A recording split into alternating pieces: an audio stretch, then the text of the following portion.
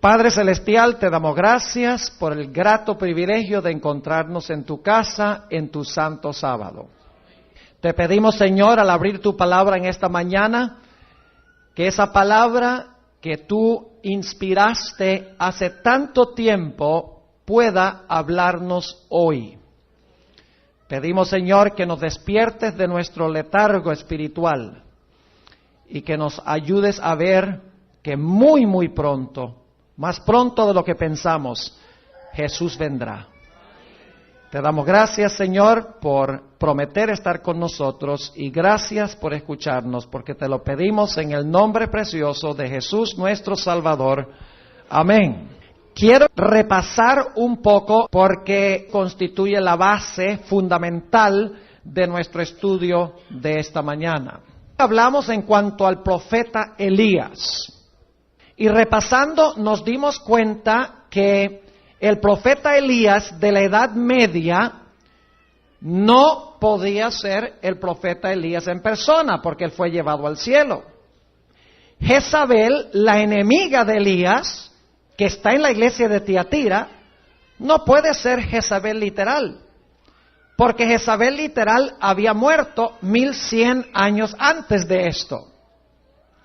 Además de eso, nos dice que en la Edad Media la mujer huyó al desierto. Si fuera Elías literal, ¿por qué se habla o se compara a Elías con una mujer que huye al desierto? Además de eso, vimos que el mensaje de Elías en la Edad Media se proclamó durante 1260 años en saco y cilicio. Elías tendría que ser muy viejo para predicar 1260 años. Es decir, nos dimos cuenta en nuestro estudio de Elías en la Edad Media que Elías representa a la iglesia verdadera. Jezabel representa la iglesia apóstata.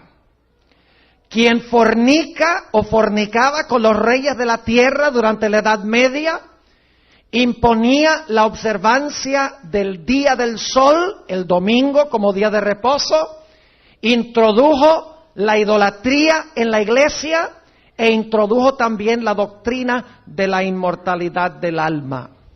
Y esto sucedió durante un periodo de 1260 años. Ahora nos dimos cuenta que en el Antiguo Testamento había una triple alianza reunida en contra de Elías. Estaba el rey Acab, estaba la reina Vil, Jezabel, y estaban los falsos profetas de Baal que eran instrumentos en las manos de Jezabel. De la misma manera, durante la Edad Media, tenemos esta Jezabel espiritual, la iglesia apóstata, que se alió no con un rey, sino con los reyes de la tierra. Y, como vimos, esta mujer tuvo hijas que nacieron de ella en el siglo XVI. Ahora, repasando algunos elementos de la historia que estudiamos, nos dimos cuenta que durante los 3 años y medio que Elías estuvo presentando su mensaje, no cayó lluvia.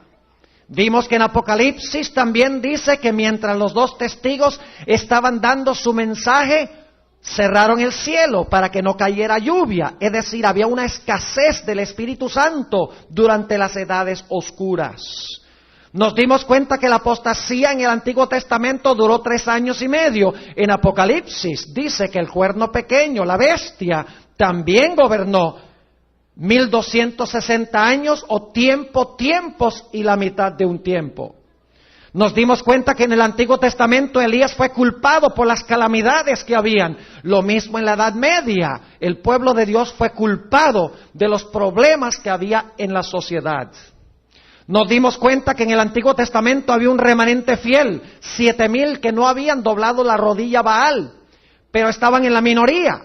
Al igual durante la Edad Media, había un remanente fiel que fue al desierto, también eran una pequeña minoría. Es decir, la mayoría estaba en apostasía y la minoría estaba con Dios. Lo mismo que sucedió en los días de Elías. Nos dimos cuenta que en los días de Elías el profeta tuvo que huir al desierto. Lo mismo sucedió en la Edad Media. Los valdenses, los albigenses y otros grupos tuvieron que huir a los lugares desolados de la tierra. En la historia de Elías, Elías fue alimentado y sustentado por Dios. Nos dimos cuenta que en Apocalipsis la iglesia fiel fue alimentada y sustentada por Dios. Nos dimos cuenta que Elías en el Antiguo Testamento profetizó en saco y ciricio, por así decirlo. De la misma manera, los dos testigos durante la Edad Media profetizaron en exilio. Nos dimos cuenta que el mensaje de Elías en el Antiguo Testamento era proclamar el Evangelio eterno, era proclamar que es necesario observar los mandamientos de Dios. Elías denunció la fornicación del rey con esta mujer vil. Además de eso, encontramos que Elías denunció la idolatría y denunció la falsa adoración que se estaba haciendo al dios Sol. Nos dimos cuenta que durante la Edad Media, antes de terminarse los 3 años y medio simbólicos, se levantó la Reforma Protestante para desenmascarar muchas de las prácticas falsas que había introducido la ramera en la iglesia. Pero nos dimos cuenta que la Reforma no se completó. La Reforma quedó inconclusa. Sí, los reformadores restablecieron el Evangelio de que Cristo salva por medio de su sangre. Sí, los reformadores protestantes denunciaron la idolatría que había en la iglesia. Sí, los reformadores denunciaron la unión de la iglesia con el poder civil. Pero hay ciertas cosas que los reformadores protestantes no restablecieron que Elías sí restableció. Uno de ellos es la observancia de todos los mandamientos de Dios. Y en segundo lugar, no restauró la Reforma Protestante el sábado como señal del Creador.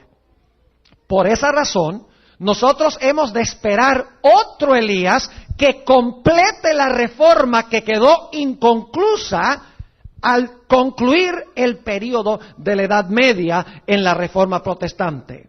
Vayan conmigo al Antiguo Testamento, al libro de Malaquías, y vamos a leer el capítulo 4 y el versículo 5 y 6, y quiero que noten que va a venir antes de la segunda venida otro Elías. En realidad es el mismo Elías que salió de la Edad Media, porque es un Elías que va a completar la reforma protestante que comenzó en el siglo XVI.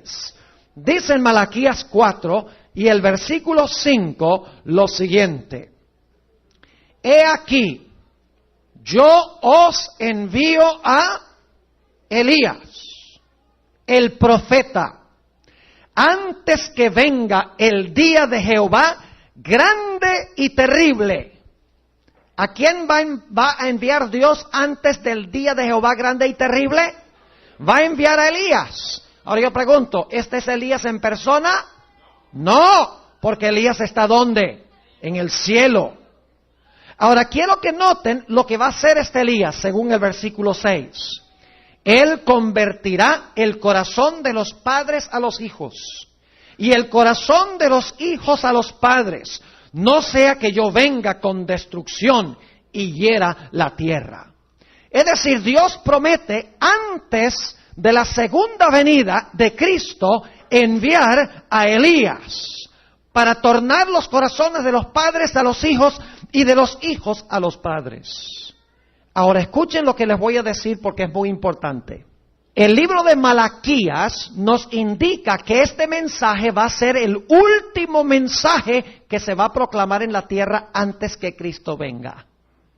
Si ese es el caso, ¿a dónde esperaríamos nosotros conseguir en la Biblia ese mensaje si es el último mensaje? Tendríamos que encontrarlo en el libro de Apocalipsis. Es decir, Malaquías 4 tiene que ampliarse en Apocalipsis porque allí se menciona el mensaje final de Dios. Ahora yo pregunto, ¿en qué parte de Apocalipsis está el mensaje final de Dios? Ese mensaje está en Apocalipsis 14, es el último mensaje. Y ustedes dirán, pastor, ¿cómo podemos saber que este es el último mensaje? Muy sencillo. Porque en Apocalipsis 14 el primer ángel da su mensaje, el segundo ángel da su mensaje, el tercer ángel da su mensaje, y luego inmediatamente después que el tercer ángel da su mensaje, se ve a Cristo sentado en una nube viniendo del cielo. Es decir, lo que inmediatamente precede la segunda venida de Jesús son, mejor dicho, los mensajes de los tres ángeles. Y como el mensaje de Elías es el mensaje final, los mensajes de los tres ángeles deben ser el mensaje de Elías. Ahora, quiero que noten otro punto muy importante. Si en los últimos días Dios va a levantar a Elías para proclamar el mismo mensaje que proclamó Elías en el Antiguo Testamento, ¿creen ustedes por casualidad que deben levantarse también sus tres enemigos? ¿O creen ustedes que se va a levantar Elías solo? Solo va a aparecer Elías el profeta. Y no va a haber ninguna Jezabel, ni va a haber ningún rey Acab, ni va a haber ningunos falsos profetas de Baal. ¿Será que se van a levantar, si se levanta Elías, se van a levantar también sus enemigos? Claro que sí. Pero ahora escuchen el principio que quiero recalcar antes de que miremos cuáles son sus enemigos al final de la historia. En el Antiguo Testamento, Elías era un profeta literal. Jezabel era una reina adúltera literal. El dios Baal representaba el sol literal. Y la apostasía era una apostasía del Israel literal. Y Elías era un personaje literal. Pero al final de la historia, como estudiamos, estos personajes llegan a representar sistemas a nivel mundial. Es decir, Elías no es una persona al final de la historia, Elías representa un movimiento mundial. Jezabel no es una mujer ramera al final de la historia, sino que representa un sistema apóstata mundial. Los falsos profetas de Baal no son falsos profetas literales allá en el Monte Carmelo, sino que representa un sistema apóstata que ayuda a la ramera a nivel mundial. El rey Acab ya no es un rey que se va a levantar al final de la historia, sino que el rey Acab representa a todos los reyes de la tierra, todos los reyes del mundo que se alían con la ramera y con los falsos profetas.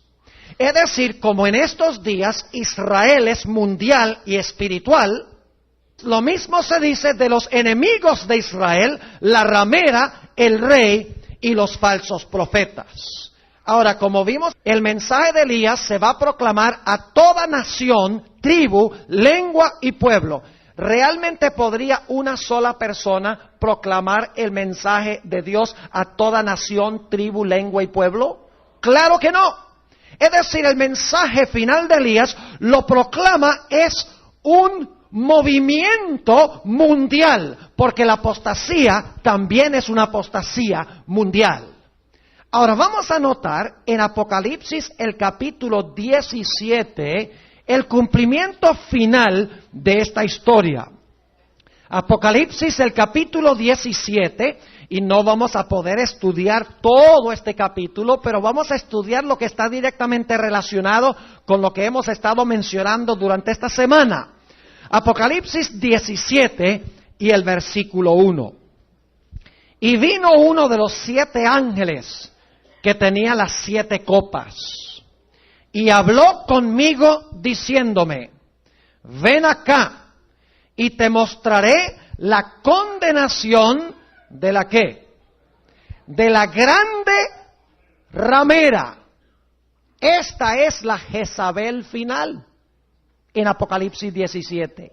Te mostraré la condenación de la gran ramera, la cual está sentada sobre ¿qué? Sobre muchas aguas. Yo pregunto, en el Antiguo Testamento Jezabel estaba sentada sobre el pueblo, por así decirlo, dominando y controlando al pueblo, usando al rey y los falsos profetas. Claro, ella tenía control total del pueblo, menos el remanente fiel, Elías y los 7,000 que no habían doblado la rodilla a Baal. Aquí tenemos una grande ramera que está sentada sobre muchas aguas. ¿Qué representan las aguas? Versículo 15, ustedes lo saben. Y él me dice, las aguas que has visto donde la ramera se sienta son pueblos y muchedumbres y naciones y ¿qué? Y lenguas. Ahora quiero que capten este panorama. ¿Esta ramera es una mujer literal? ¿Es literal? ¿Un personaje? No. ¿Cuántos de ustedes han visto alguna vez una mujer sentada sobre muchedumbres, naciones, lenguas y pueblos? Literalmente. Mucho menos sobre aguas literales. Es decir, si las aguas sobre las cuales se sienta son simbólicas de muchedumbres, entonces la ramera que se sienta sobre las aguas también debe ser ¿qué? Simbólica. Es decir, tiene dominio a nivel ¿qué? A nivel mundial, domina todas las gentes, de todas las lenguas, de todas las naciones, las controla porque se sienta sobre ellas. Pero quiero que noten que no solamente domina ella las muchedumbres, porque nos sigue diciendo en el versículo 2, con la cual han fornicado los reyes de la tierra. Yo pregunto, ¿Jezabel en el Antiguo Testamento estaba fornicando con el rey? ¿Estaba cometiendo adulterio espiritual con el rey? Claro que sí. ¿Y quién era más fuerte en esa relación? ¿El rey o Jezabel? Ustedes recuerdan que leímos que Jezabel manipulaba y manejaba ¿a quién? Y manejaba a Acab. Yo pregunto, al final de la historia, ¿será que este gran sistema mundial, representado por la grande ramera, que controla a todas las naciones, tribus, lenguas y pueblos, será que se va a unir con los reyes de la tierra y ella es la que va a controlar a los reyes? ¿Y va a lograr que los reyes impongan su falsa religión? Claro que sí, porque esto está repitiendo la historia de Elías en el Antiguo Testamento. Así dice en el versículo 2, con la cual han fornicado los reyes de la tierra, y los que moran en la tierra se han embriagado con el vino de su fornicación. Ahora yo pregunto, ¿qué representa este vino de su fornicación que ella le da a los reyes y le da también a las naciones? Esto consiste de sus falsas doctrinas. Vayan conmigo un momento al versículo 4 de Apocalipsis 17. Dice, y la mujer estaba vestida de púrpura y de escarlata y dorada con oro y adornada de piedras preciosas y de perlas, teniendo un ¿qué? Un cáliz de oro en su mano, lleno de abominaciones y de la suciedad de su ¿qué? De su fornicación. ¿Qué es lo que tiene la copa? O el cáliz tiene sus ¿qué? Sus abominaciones. Pero las abominaciones son el ¿qué? El vino. Porque ella le da a las naciones ¿qué cosa? Vino. Pero el vino son sus abominaciones. Ahora, ¿saben algo? Yo una vez me senté y estudié esta palabra abominación y el plural abominaciones. Porque tenía curiosidad de saber qué es abominación, qué son abominaciones ante la vista de Dios. ¿Y saben qué descubrí? En Deuteronomio 18, Dios dice que cualquiera que trata de comunicarse con los muertos o que cree que los muertos no están muertos, esa es una abominación. En Deuteronomio capítulo 14 dice que cualquiera que come carne inmunda, eso es abominación. Jesús dijo que cualquiera que cree que se puede salvar por sus obras, eso es abominación ante la vista de Dios. Además de eso, hemos estudiado esta semana que aquellos que estaban en el templo de Jehová en los días de Ezequiel estaban adorando ¿qué cosa? El sol. Y esa era la peor abominación de todas las abominaciones. Es decir, la palabra abominación en la Biblia representa falsas prácticas y falsas doctrinas. Es decir, esta ramera le va a dar a los reyes de la tierra y a las muchedumbres del mundo falsas doctrinas que van a embriagar a la gente espiritualmente. Ahora yo quiero preguntar, ¿cuántos de ustedes alguna vez le han dado un estudio bíblico a un borracho? Anoche yo hice lo posible. ¿Cuánto éxito creen ustedes que tuve yo anoche con el borracho que vino al culto? No mucho, porque cuando él salió a la puerta me saludó y luego se limpió la nariz en mi corbata. Obviamente, si él hubiera estado sobrio, no hubiera hecho eso, porque él no sabía lo que estaba haciendo. Estaba bajo la influencia del alcohol, del licor. Usted le habla a una persona cosas espirituales cuando están borrachos y no entienden. Ahora yo pregunto, ¿por qué creen ustedes que el mundo cristiano hoy en día le resulta tan difícil entender que el séptimo día es el sábado que nosotros debemos guardar? Si la Biblia es tan clara, 6 días trabajarás y harás toda tu obra, mas el séptimo día es sábado de Jehová tu Dios. ¿Cuánta ambigüedad hay allí? ¿Qué parte de séptimo día no entiende? ¿Qué parte de la palabra sábado no entiende? La palabra de Dios es clara. Dice el séptimo día es el sábado. Y uno lo enseña y la gente no está dispuesta a aceptarlo, a pesar de lo claro que está en la palabra. ¿Por qué razón? Porque se han embriagado con el vino de Babilonia. Se han embriagado con el vino de la ramera y con el vino de las hijas. Y como resultado no pueden comprender la verdad de Dios. Por eso es necesario retirarlos un tiempo de Babilonia y darles rehabilitación, para que estén sobrios y puedan comprender lo que enseña la palabra de Dios. Ahora hemos visto 2 partes de esta alianza del Antiguo Testamento. Hemos visto en primer lugar los reyes de la tierra. Hemos visto la unión de la ramera con los reyes de la tierra, igual que en la historia de Elías. Hemos visto que el rey con la ramera controlan a las muchedumbres del mundo, pero falta uno de los poderes aliados del Antiguo Testamento. ¿Y cuál es ese poder? Las hijas o el falso profeta. Vayan conmigo en Apocalipsis 17 y el versículo 5 a leer algo muy interesante. Dice aquí, y en su frente un nombre escrito, Misterio, Babilonia la Grande, la madre de las fornicaciones y de las abominaciones de la tierra. ¿Cómo es que se le llama la qué? La madre. Ahora yo quiero preguntarles, ¿cuántos de ustedes alguna vez han visto una madre que no tenga hijos?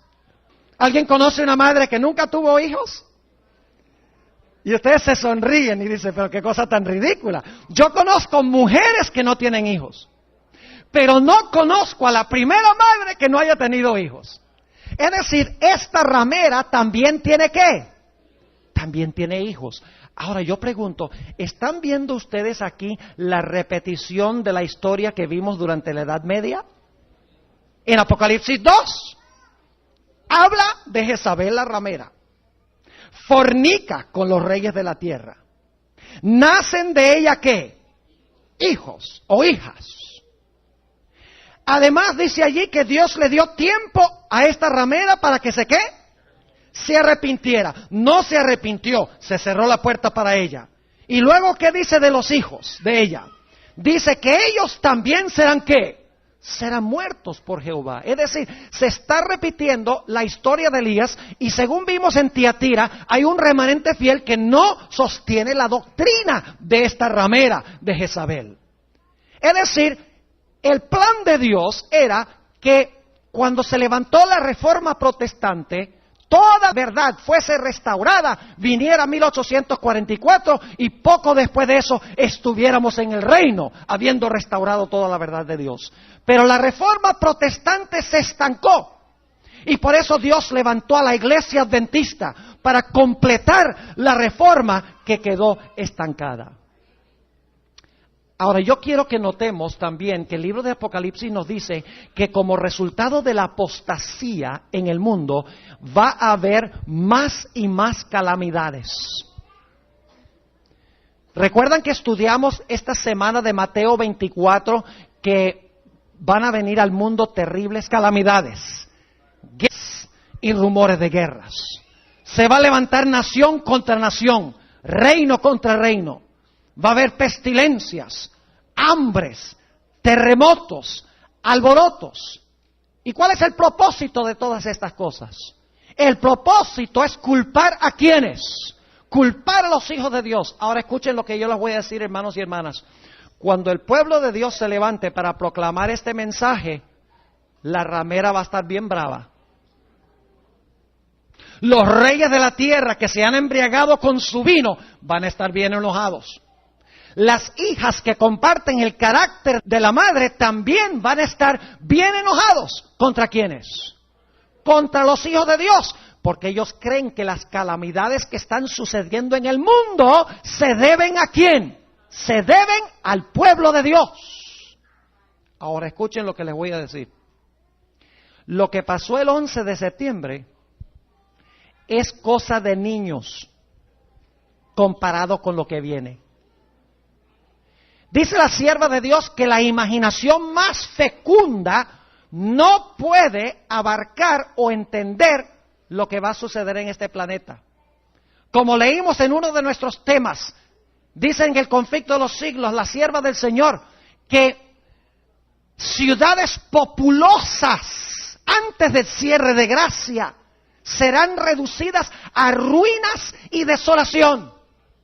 Es decir, esos ataques terroristas en Nueva York, que tumbaron las 2 torres gemelas, y que el avión que chocó con el Pentágono, esto es solo un principio de dolores. Va a haber más y más ataques terroristas, más y más desastres, tal llamados naturales. Va a haber más y más guerras y rumores de guerras, hasta que el mundo va a estar en una condición tan terrible que los seres humanos no van a saber cómo salirse y cómo salvar a la civilización. Eso lo dice la Sagrada Escritura. Y luego, lógicamente, después vendrán las plagas. Y allí sí, los impíos se van a llenar de una ira incontrolable en contra del pueblo de Dios. Ahora, en medio de esta apostasía que existe en el mundo hoy, ¿ha levantado Dios a un Elías para proclamar el mensaje final de Dios? Ahora fíjense, hemos visto que hay una ramera en los últimos días, ¿correcto? Hemos visto que fornica ¿con quiénes? Con los reyes. Hemos visto que es una madre y por lo tanto tiene ¿qué? Hijos o hijas. ¿Creen ustedes que si los 3 enemigos de Elías están presentes al final de la historia, también se va a levantar Elías? ¿O es que ustedes creen que los 3 enemigos se van a levantar solos sin tener a ningún Elías que atacar? Pues claro que no. Tiene que ser que se va a levantar Elías para proclamar el mismo mensaje que proclamó el Elías del Antiguo Testamento. Ahora, ¿a dónde está ese mensaje? Vamos a Apocalipsis, el capítulo 14, para que ustedes vean este mensaje. Es un mensaje que no es muy popular. Y sin embargo es el mensaje final de Dios. Y es lo que va a enojar a esta triple alianza de la cual hemos hablado. Apocalipsis, el capítulo 14 y el versículo 6. Y vi otro ángel volar por en medio del cielo, que tenía el evangelio eterno para predicarlo a los que moran en la tierra y a toda nación y tribu y lengua y pueblo. ¿Dónde estaba sentada la ramera? En las aguas, que representa ¿qué?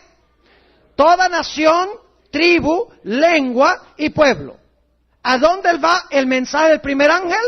A toda nación, tribu, lengua y pueblo. Eso tiene que significar que el mensaje del primer ángel, en efecto, los mensajes de los 3 ángeles van al mismo lugar a donde domina ¿quién? A donde domina la ramera. Ahora noten lo que sigue diciendo aquí en Apocalipsis 14 y el versículo 7.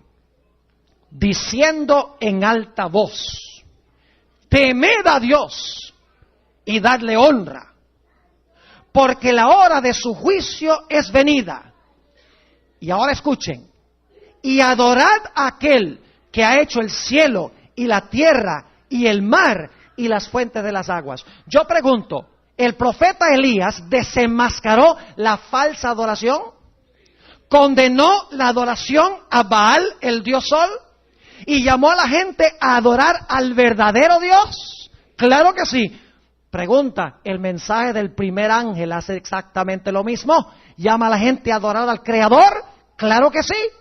Es decir, el mensaje del primer ángel nos llama a honrar al Creador, cuya señal es ¿qué cosa?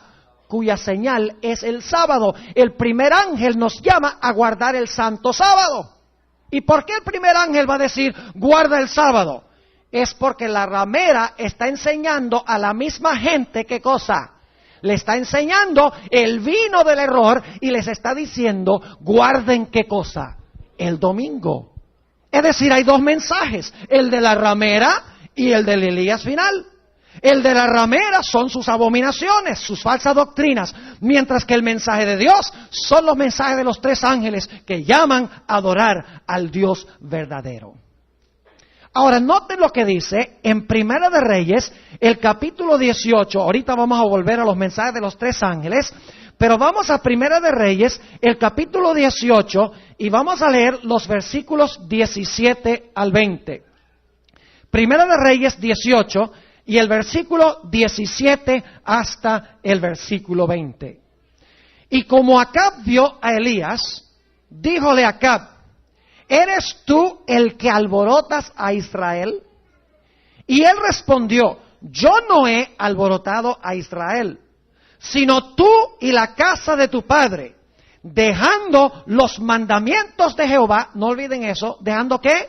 Los mandamientos de Jehová y siguiendo a los Baales. Esa palabra siguiendo, si leen los últimos versículos del capítulo 16, quiere decir adorando a los Baales. Versículo 19. Envía pues ahora y júntame todo Israel en el monte de Carmelo, y los 450 profetas de Baal, y los 400 profetas de los bosques, que comen de la mesa de Jezabel. Entonces Acab envió a todos los hijos de Israel, y juntó los profetas en el monte Carmelo. Y ahora viene el versículo clave. Y acercándose Elías a todo el pueblo, ¿cuál pueblo? Los filisteos, los babilonios, los egipcios. ¿A quiénes ha enviado Elías? Al pueblo apóstata de Dios. Algunos hoy en día no les gusta cuando los adventistas le predican a otros cristianos. Dicen que cuando cristianos de otras iglesias se hacen adventistas, los adventistas se robaron las ovejas. Pero mi Biblia me dice que el mensaje de Elías va primordialmente a aquellos que profesan ser el pueblo de Dios y que están viviendo en medio de la apostasía, habiendo bebido el vino de Babilonia. Versículo 21. Y acercándose Elías a todo el pueblo dijo, ¿hasta cuándo claudicaréis vosotros entre dos pensamientos? ¿Cuál era el problema con Israel? Si ustedes le hubieran preguntado a Israel, ¿a quién sirven ustedes? A Jehová. Pero al mismo tiempo, ¿estaban qué? Adorando a Baal. Querían servir a dos señores. Ahora noten lo que dice entonces. ¿Hasta cuándo claudicaréis vosotros entre dos pensamientos? Si Jehová es Dios, seguidle. Y si Baal, id en pos de él. Es decir, el pueblo de Israel profesaba servir a Dios, pero estaba adorando a Baal. Yo pregunto, ¿el mundo cristiano hoy profesa servir a Dios, a Jehová? Pero ¿qué día está guardando el cristianismo hoy? Está guardando el día de Baal, el día del Dios Sol. Es decir, está sirviendo a cuántos señores. Es a servir a Jehová, pero en realidad está observando un día falso. Ahora yo pregunto, ¿de dónde vino la adoración al sol? ¿De dónde adquirió Israel la adoración al Dios Sol? Del paganismo, ¿de acuerdo? ¿Y de dónde adquirió la iglesia la adoración en el día del sol? También del paganismo. Es decir, ser cristiano y observar el domingo es mezclar las cosas de Dios con el ¿qué? Con el paganismo. ¿Les está quedando claro el punto? Si vamos a adorar a Dios, tenemos que adorar a Dios, como Él dice, plena y totalmente. Es decir, el sol y el día del sol vienen de la misma fuente, el paganismo. Y ahora quiero que noten lo que dice el versículo 21 en la última parte. Dice, y el pueblo no respondió palabra. ¿Cuánto impacto tuvo el mensaje de Elías para este momento? ¿Cuánto impacto? Los israelitas dijeron, está bien, nos ponemos de parte de Jehová. No. En este momento, antes que cayera, escuchen bien, antes que cayera el fuego del cielo para unirse con el mensaje de Elías, el mensaje de Elías tuvo 0 de efectividad para alcanzar a aquellos que estaban en la apostasía. Ahora, yo pregunto, ¿el pueblo de Dios como resultado de proclamar este mensaje va a tener que huir? ¿Recuerdan que estudiamos Mateo 24 esta semana? Dice que cuando viereis la abominación del asolamiento, que ya hemos hablado de que eso representa ¿qué cosa? ¿La observancia de qué? ¿O cuál es el próximo evento? El pueblo de Dios tiene que ¿qué? El pueblo de Dios tiene que huir a los montes, según dice allí.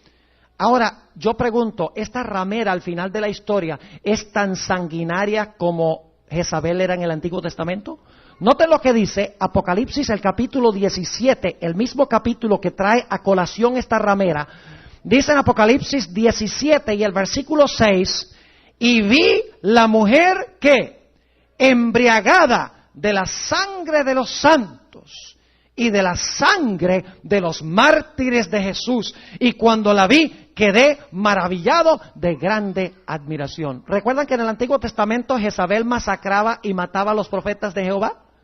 Encontramos que esta ramera hará lo mismo al final de la historia. Matará al pueblo de Dios y el pueblo de Dios tendrá que huir.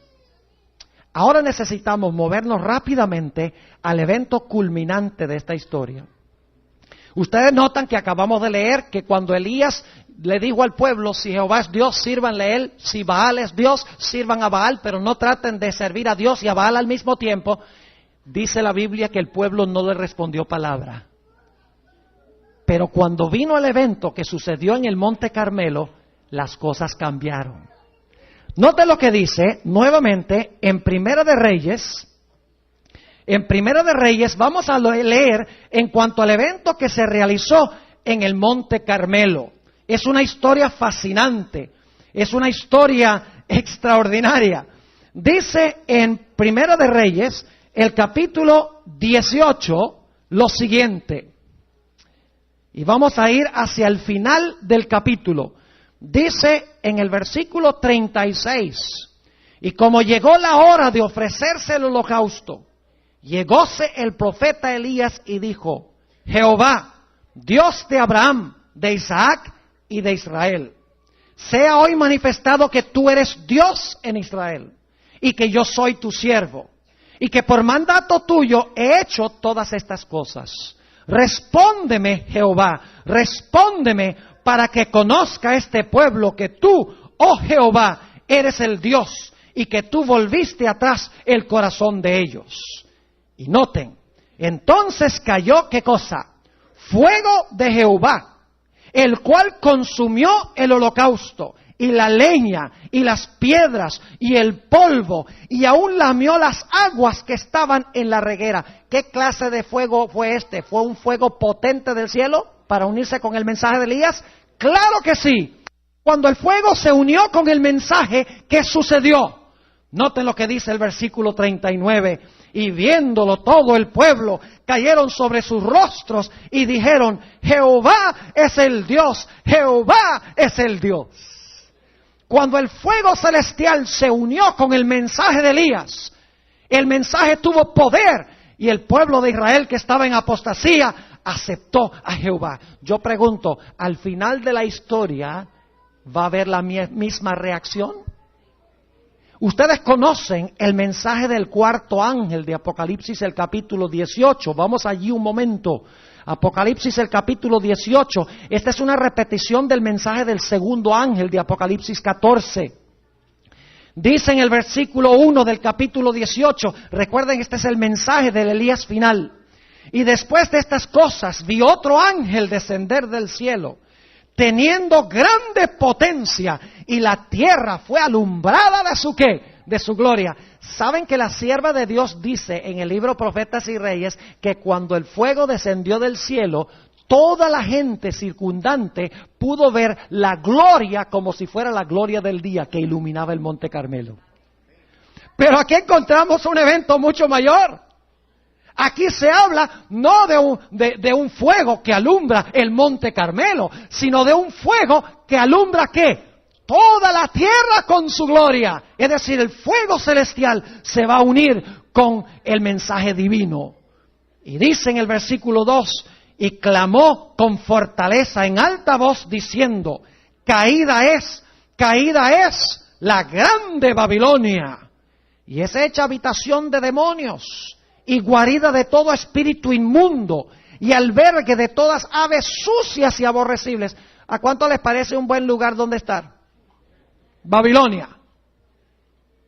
No es un buen lugar.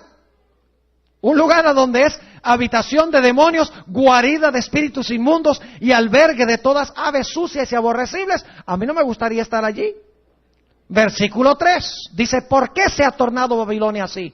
Porque todas las gentes han bebido del vino del furor de su fornicación. Y los reyes de la tierra han fornicado con ella. Y los mercaderes de la tierra se han enriquecido de la potencia de sus deleites. Este es el mensaje del segundo, pero intensificado. Noten que aquí se habla de la caída de Babilonia por compartir su vino con los reyes y con las muchedumbres. Y luego quiero que noten que Dios hace un llamado en el versículo 4. Y oí otra voz del cielo que decía, salid de ella, pueblo mío. Paremos un momento allí. ¿A dónde están hoy todos los verdaderos hijos de Dios? Toditos están en la iglesia adventista, ¿verdad? Algunos adventistas creen eso. Que el remanente es el pueblo de Dios, y yo creo que es el pueblo de Dios, y que ahí están todos los verdaderos hijos de Dios. Pues ¿saben algo? La mayoría de los verdaderos hijos de Dios están fuera de la iglesia adventista. La iglesia católica está llena de hijos de Dios. La iglesia bautista, la metodista, la presbiteriana, todos están llenos de verdaderos hijos sinceros de Dios. Pero escuchen, cuando ellos escuchan este mensaje y tienen un corazón sincero y una mente sincera y ven que han estado bebiendo el vino de las falsas doctrinas de Babilonia, ¿qué van a hacer? Oh, dice aquí, salid de ella, pueblo mío, porque no seáis participantes de sus pecados y que no recibáis de sus ¿qué? Y no recibáis de sus plagas. Es decir, mis hermanos y mis hermanas, viene el tiempo cuando va a haber un reavivamiento cual no se ha visto desde tiempos apostólicos. Dios derramará con poder su Espíritu Santo, el fuego celestial, y entonces nuestro mensaje impactará como no impacta ahora. Miles se convertirán y se bautizarán en un solo día. Imagínense ustedes cómo bautizaríamos 1000 personas en este bautisterio en un solo día. Tendríamos que buscar una piscina. Tendríamos que buscar varias piscinas. Pero hermanos y hermanas, eso es lo que viene. Un poderoso reavivamiento cual no se ha visto en la historia del mundo. Pero ¿saben algo? Antes de que nosotros podamos tener el poder y proclamar el mensaje, nosotros tenemos que tener el carácter de Elías. ¿Saben algo interesante? Elena G. de White relata la historia de Elías, un capítulo largo en el tomo 3 de los Testimonios. ¿Saben ustedes cómo titula ella ese capítulo donde habla del mensaje de Elías? Lo titula El mensaje a la iglesia de la Odisea. Vincula el mensaje de Elías con el mensaje a la iglesia de la Odisea. Porque nosotros no podremos ser el Elías que va a recibir el Espíritu Santo, al menos que nosotros, en primer lugar, dejemos de ser laodicenses. Dejemos de ser tibios. Dios no va a derramar su Espíritu sobre una gente tibia. Porque ¿para qué dar el mensaje si vamos a estar sentados en las bancas de las iglesias y decir, ¡ay, qué lindo mensaje! ¡Qué bueno, qué bonito habla el pastor Bor! ¿Y eso para qué? ¿Cómo beneficia eso al mundo? En ningún sentido de la palabra.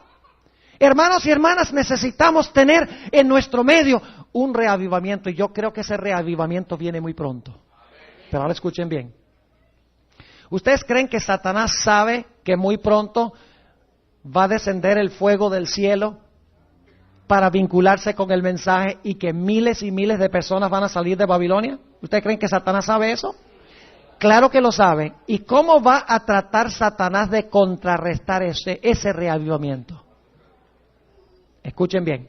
En el Antiguo Testamento, los profetas de Baal tuvieron un falso reavivamiento antes que Elías. ¿Ustedes recuerdan qué clase de culto tuvieron los falsos profetas de Baal? ¿Qué clase de culto tuvieron? Apacible, reverente. ¿Ah? ¿Qué clase de servicio tuvieron?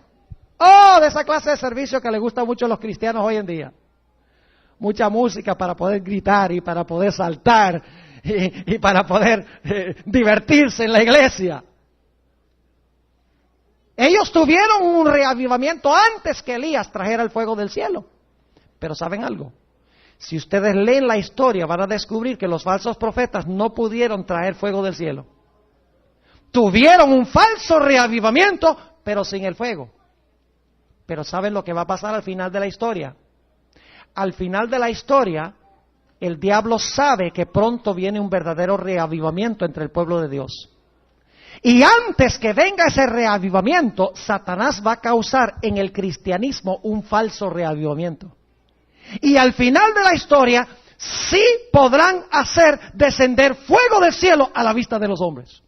Es decir, el engaño al final de la historia será mucho mayor que el engaño en los días de Elías. Porque mientras que en los días de Elías vino primero el falso reavivamiento de los profetas de Baal, pero no pudieron hacer descender fuego, en Apocalipsis dice que el falso profeta hará descender fuego del cielo a la tierra a la vista de los hombres. Y lo hará antes de que descienda el fuego celestial. Yo compartí este dato la primera noche cuando comenzamos estas conferencias. Por mucho tiempo yo pensé que cuando Apocalipsis 13:13 dice que el falso profeta hará descender fuego del cielo a la vista de los hombres, yo pensé, bueno, eso significa, fuego es el Espíritu Santo, significa que va a haber un gran reavivamiento falso del Espíritu Santo, pero no pensé, nunca se me ocurrió de que iban a haber en verdad lenguas literales de fuego como símbolo del falso Espíritu Santo. Eso fue hasta noviembre del año pasado, cuando estaba yo predicando en el estado de Arizona, en Nogales, en la frontera con México. Una noche regresé de la conferencia y estaba viendo la cadena de televisión religiosa TBN, Trinity Broadcasting Network, y estaba hablando allí en cuanto a su experiencia un evangelista que posiblemente la mayoría conozca, que se llama Benny Hinn. ¿Han oído hablar de Benny Hinn? Seguramente muchos lo han visto. Es ese individuo que se viste siempre con un traje blanco en sus conferencias y tiene mucha música, y entonces traen enfermos, y entonces él pasa la mano así, y el enfermo se cae como muerto, y entonces también pasa la mano a veces, y los mismos pastores caen como muertos. ¿Han visto?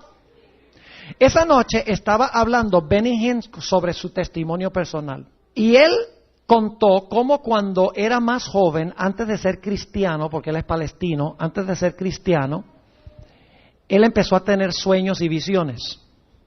Y en los sueños y visiones, él se veía predicando delante de muchedumbres en estadios, antes de que lo hiciera, según su testimonio. Y luego, Benny Hinn dijo en el programa, en los últimos 12 meses he estado teniendo nuevos sueños y nuevas visiones. Esto lo dijo el 13 de noviembre del año 2001. Dice, he visto algunos sueños extraordinarios. He estado viendo fuego. Me he visto en estadios a donde estaba cayendo fuego literal del cielo. La gloria de Dios está por revelarse visiblemente. Y luego entonces relató la historia de Elías y la historia del Pentecostés cuando descendieron lenguas de fuego y habló de la columna de fuego que dirigía al pueblo de Israel en el desierto. Saben, hermanos y hermanas, que no hay nada que traiga un reavivamiento más rápido que calamidades. Saben que la sierva de Dios dice que en los días de Elías, cuando hubo estas calamidades, cuando no llovió por 3 años y medio, todo el mundo se consagró a Baal. Los templos de Baal estaban llenos, porque la gente le estaba rogando a Baal que mandara lluvia. Es decir, las calamidades traen reavivamiento, pero no siempre un verdadero reavivamiento. ¿Saben ustedes que después del 11 de septiembre, las librerías no tenían suficientes Biblias para todos los clientes que venían? Se acabaron las Biblias.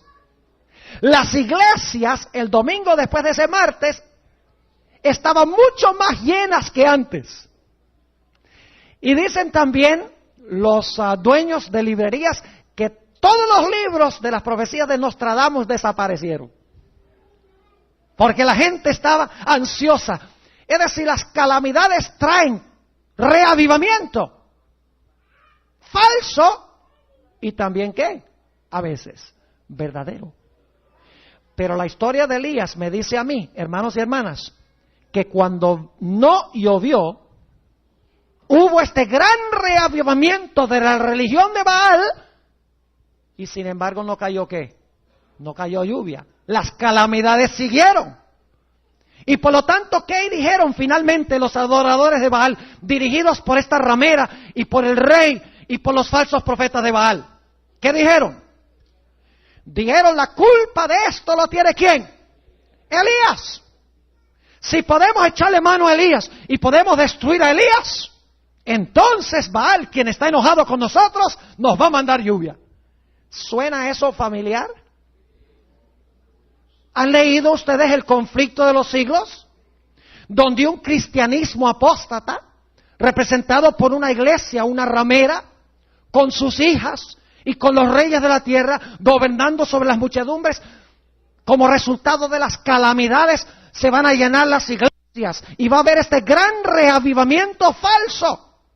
Pero ¿saben algo? Las cosas van a seguir de mal en peor. ¿Y qué van a decir? Van a decir, bueno, nos hemos consagrado a Dios, las iglesias están llenas y sin embargo Dios no nos favorece. ¿Dónde estará la culpa? ¿Y qué van a hacer? Van a decir, son aquellos que dicen que el sábado es el día de reposo. Son aquellos que dicen que sí se puede guardar los mandamientos de Dios. Son aquellos que dicen que los muertos no están muertos, que los muertos están muertos. Diferente que nosotros que decimos que los muertos pueden venir a comunicarse con los vivos. ¿Saben ustedes que la sierva de Dios dice que cuando venga este falso reavivamiento, que se le van a aparecer a los seres humanos entidades que profesan ser sus familiares que murieron y se fueron al cielo? ¿Y sabe lo que van a decir? Esto está en Primeros Escritos, páginas 87 y 88. Van a decir, Dios nos ha mandado del cielo para avisarles de que Él está ofendido porque no se guarda el domingo. Y por eso están estas calamidades aquí. Pero si ustedes pueden deshacerse de esa gente que guarda el sábado y que son tan fastidiosos en hablar de esa ley, de los 10 mandamientos, y no hablan nada de la gracia. Si pudiéramos deshacernos de esa gente, la prosperidad regresaría. Y la gente que cree en la inmortalidad del alma, en un instante será engañada. Hermanos y hermanas, lo que pasó en Nueva York es un evento determinante. Porque es el comienzo de cosas increíbles que vienen. Algunos dicen, ¿cómo puede una ciudad ser reducida a ruina y desolación? Con un ataque biológico, o con un ataque químico, o con un ataque nuclear. Los Estados Unidos ni sueña cuáles son los países que en verdad tienen armas nucleares. Creen que saben, India y Pakistán. Pero imagínense armas nucleares en manos de personas inescrupulosas. Eso es lo que va a traer ruina y desolación al mundo, mis hermanos y hermanas. Y en medio de este falso reavivamiento va a suceder lo que dice Benny Hinn. Se van a sanar los enfermos. Y no crean que todo lo que él hace es charlatanería. Porque algunos dicen, esa es pura mentira. Ni se lo crean. Porque va a haber milagros de verdad. Y va a haber señales y prodigios de verdad. Que serán innegables. Si usted los niega, va a terminar con ellos. Porque no hay nadie que el diablo pueda convencer más que a un escéptico que ve algo delante de sus ojos y no lo puede negar. ¿Saben qué dijo Benny Hinn? También en esa experiencia. Él dijo que este poder que se va a manifestar en lenguas del cielo, lenguas de fuego del cielo, literalmente, él dice que va a ser tan poderoso que nadie va a poder negar que este es el poder de Dios. Es precisamente, mis hermanos y hermanas, lo que dice el libro de Apocalipsis. Ahora escuchen bien. Llegamos a la conclusión de nuestro tema. ¿Cómo va usted a saber si está en el lado correcto o en el lado equivocado? Es muy sencillo. Si usted predica el mismo mensaje que predicó Elías, usted está con los buenos. ¿Y qué predicó Elías? ¿Predicó que hay que guardar los mandamientos de Dios? Lo vimos. ¿Denunció la adoración al Dios Sol? ¿Sí? ¿Denunció la fornicación del rey con esta mujer ramera? Claro que sí. Entonces, si usted en los últimos días proclama que es necesario guardar la ley de Dios y que hay que guardar el sábado y no el día del sol, y que la iglesia y el Estado deben estar separados, y que los muertos no saben nada, usted está con Elías. Pero hay una segunda forma como usted puede saber que está en el lado correcto. Si usted está entre los perseguidores, usted está con el sistema apóstata. Si usted está entre los perseguidos por estos sistemas, usted está en el lado de Dios. Ahora quiero terminar con el evento culminante de esta historia. No solo el Monte Carmelo, es una experiencia extraordinaria, pero este evento culmina cuando Elías cruza el río Jordán. Saben que yo tuve la experiencia en mayo del año pasado de visitar 3 países del Medio Oriente en una gira de predicación. Visité el país de Siria, no pude predicar allí, no permiten que prediquen pastores extranjeros, y los pastores que son de ahí tienen que darle al gobierno sus sermones cada semana para que el gobierno les diga si pueden predicar o para que les cambien y les censuren el sermón. ¿Qué tal tuviéramos que pasar por eso aquí?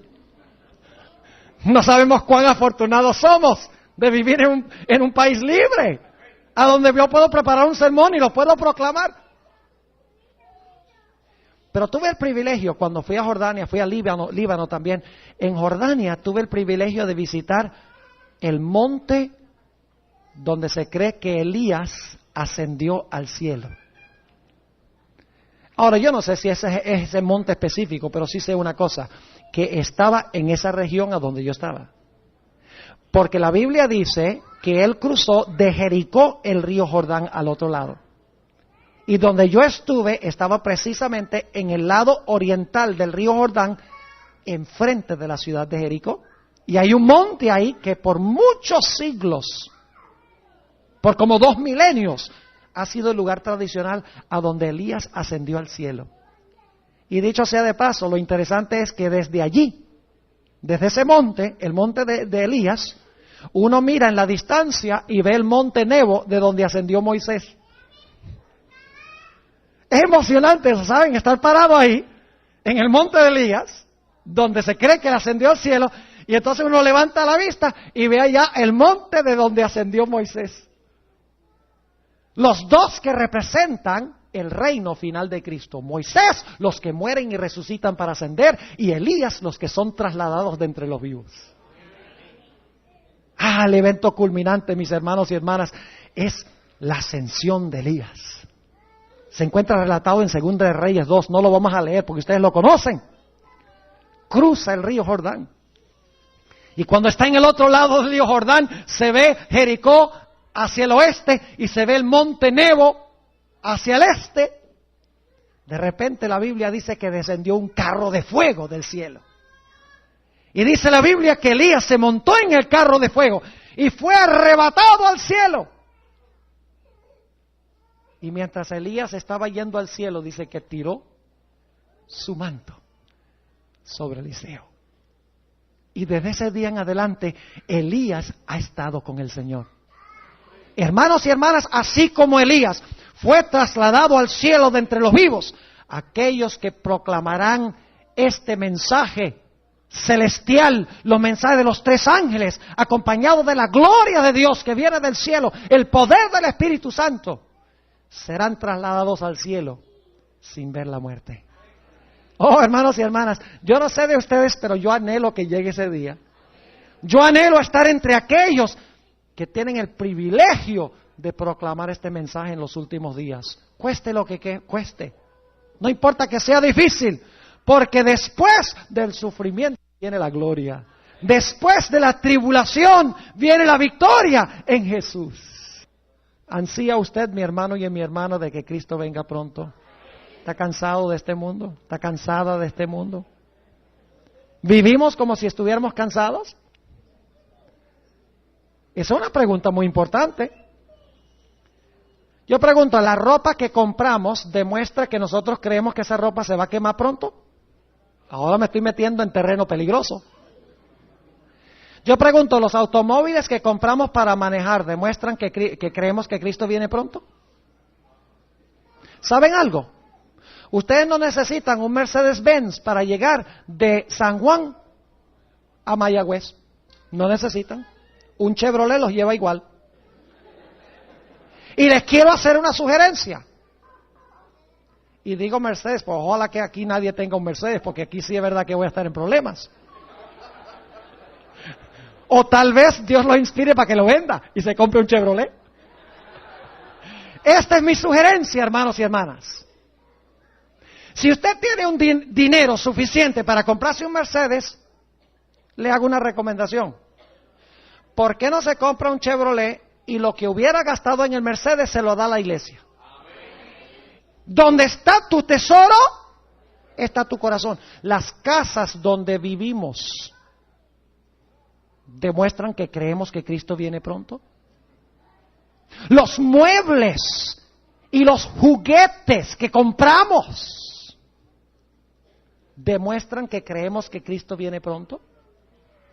El dinero que tenemos ahorrado en el banco, por si acaso, demuestra que creemos que Cristo viene pronto. Ahora sí se puso esto en una perspectiva distinta. Porque una cosa es decir, yo creo que Cristo viene pronto, sí, claro, y estoy cansado de este mundo, que Jesús venga pronto, y seguimos acumulando y acumulando. En inglés decimos, put your money where your mouth is. Pon tu dinero a donde pones tu boca. Si creemos que Cristo viene pronto, hermanos y hermanas, vivamos como si creyésemos que Cristo viene pronto. ¿Qué debemos estar haciendo mientras esperamos? Porque ¿saben algo? Mateo 24, la última parte de Mateo 24 y todo el capítulo 25 habla sobre cómo debemos vivir mientras tanto. Porque algunos son alarmistas. Oh, sí, lo que yo prediqué hoy, que viene el día cuando se va a la lluvia tardía, etcétera. Y estamos viviendo siempre en el futuro. Pero ¿qué hacemos en el presente? La Biblia revela el futuro, pero ¿qué estamos haciendo ahora con lo que Dios nos ha dado en el presente? Yo quiero preguntar en esta mañana, ¿cuántas personas de las que están presentes quieren reconsagrar su vida a Jesús y decirle, Jesús, yo quiero por tu poder poner mi vida en orden, mis prioridades como deben estar? ¿Quién eleva manos si ese es el deseo de su corazón? Bien.